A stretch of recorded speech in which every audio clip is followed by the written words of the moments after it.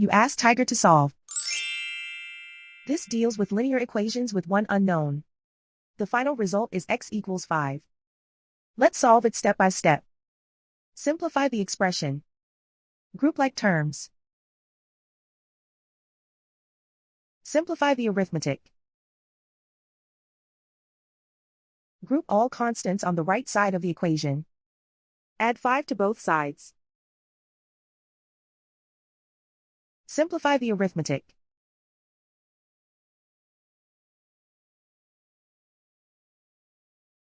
Isolate the x.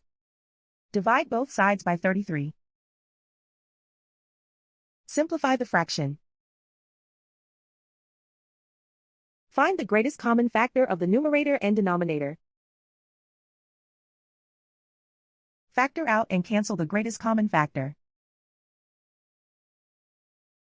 And so the final result is x equals 5.